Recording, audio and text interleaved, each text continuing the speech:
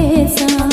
हर संत मुसलमान पे छाई थी तबाही, मुल्क अपना था और गैरों के हाथों में थी शाही।